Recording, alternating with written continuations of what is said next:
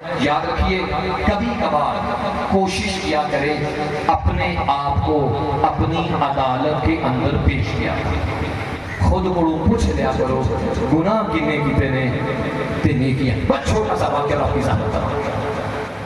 گناہ کتنے کیے ہیں نیکیاں آپ کے مذہب کا بہت بڑا عالم علامہ شیخ بہائی رضوان اللہ تعالی علیہ شیخ بہائی کہتے ہیں کہ جب میں دنیا سے تھک جاتا تو میں اصفہان ایران کا شہر ہے اس میں اپنے ایک دوست کے پاس جاتا جو میرا دوست قبرستان میں رہتا تھا کہ میں اس قبرستان میں اپنے دوست سے ملنے گیا اور میں نے اپنے دوست سے ایک سوال پوچھا اگر آپ توجہ کریں گے تو یہاں ایک نصیحت حاصل ہو جائے گا میں نے اپنے دوست سے پوچھا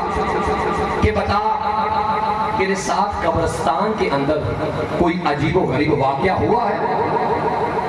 وہ کہتے ہیں ہاں ہوا ہے کہا کیا آخری بندے تک اس جملے پہ نصیحت ضرور لیجئے گا کہا ہوا ہے کہا کیا ایک دن میں قبرستان میں پودوں کو پانی دے رہا تھا قبرستان کے اندر بڑی اچھی خوشبو آنا شروع ہو گئی اتنی اچھی خوشبو میں نے دائیں بائیں دیکھا تو ایک خوبصورت نوجوان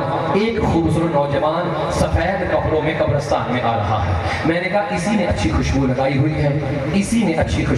ہوئی ہے جب وہ میرے قریب پہنچا مجھے سلام کیا میں نے اس کے چہرے کی طرف دیکھا وہ مسکراتے ہوئے میرے قریب سے گزر گیا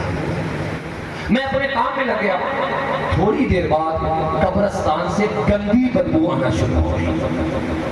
بہت گندی بدبو آنا شروع ہو گئی میں نے دائیں میں دیکھا بدبو کس میں نے دیکھا ایک کالے رنگ کا کتا آ رہا ہے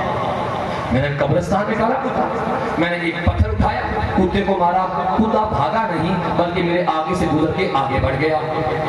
کہتے ہیں میں اپنے کام میں لگ گیا کچھ ہی دیر بعد مجھے کتے کے بھونکنے کی آواز آئی ہے یہ کتا کہاں بھونک رہا ہے میں نے جب غور کیا تو جو پاس والی قبر تھی نا اس قبر کے اندر سے کتے کی بھونکنے کی آواز آئی میں نے کہا ہے یہ تو وہ صاحب ہیں جو 2 دن پہلے مرے ہیں ان کی قبر سے کتے کی آواز کہتے ہیں جب آگے دوڑا قبر پھٹ چکی تھی اس قبر کے اندر سے وہ کچھ دیر پہلے جو نوجوان میں نے نہیں دیکھا تھا خوبصورت لباس والا خوشبودار میں نے دیکھا وہ لہو لہان ہے اور اس قبر سے نکلنے کی کوشش کر رہا ہے اور کتے نے اس کو پکڑا ہوا ہے میں نے کہا تو کہا اس کا چہرہ لہو لہان ہے اور کتے کے دانت ایسے ہیں جیسے بڑی بڑی چھریاں ہوں کتے کی آنکھیں ایسی ہیں جیسے شعلہدار آگ ہو میں نے کہا تو یہاں کیا کر رہا ہے اب جملہ سننا اور نصیحت کر لینا اللہ ہمارے گناہ معاف فرمائے یہاں پہ کیا کر رہا ہے عزیزان گرامی جب تک سانس چل رہی ہے توبہ کا وقت موجود ہے جب آنکھیں بند ہو جائیں گی تو اعلان ختم ہو جائے گا تو یہاں پہ کیا کر رہا ہے وہ کہتے ہیں میں اس مرنے والے کے نیک اعمال کہا یہ کالا کتا کہا یہ اس کے برے اعمال ہیں کہا پھر کہا جب یہ مرا اللہ نے اس کے نیک اعمال کو مجھ جیسی خوبصورت شکل بنا کے کہا کہ تو قیامت تک اس کی قبر میں رہے اور جو اس کے برے اعمال تھے انہیں جہنمی کالا کتا بنا کر اس کی قبر میں بھیجا کہا میں بڑی دیر سے اس کتے سے اس مرنے والے کو بچا رہا ہوں کتا اس کے جسم کو کاٹتا ہے کہا کیوں کہا اس لیے کہ مرنے والے نے سود کھایا ہوا تھا کہا میں نے پھر بچایا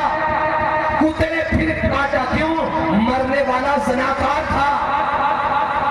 کہا پھر کاٹا میں نے کہا کیوں کہا مرنے والا شراب خور تھا پھر کاٹا کہا کیوں کہا مرنے والا بے نمازی تھا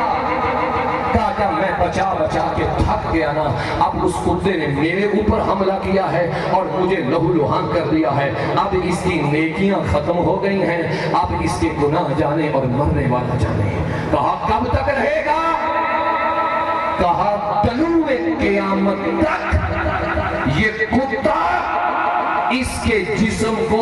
ہر روز 70 دفعہ کاٹے گا پھر چبائے گا اور اللہ اس کا جسم دوبارہ بنا دے گا۔ اور میرے بھائیوں میرے عزیزوں دین اسلام کو سمجھو،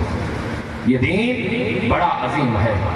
اس دین کی تعلیم کو سمجھو، قرآن کو سمجھو، تعلیمات اہل بیت کو سمجھو، نماز، روزہ، حج، زکوٰۃ، خمس، اس پہ توجہ کرو۔ یہ دین اتنا قیمتی ہے کہ اس دین پہ حسین نے اپنے علی اکبر کی جوانی کو قربان کیا ہے۔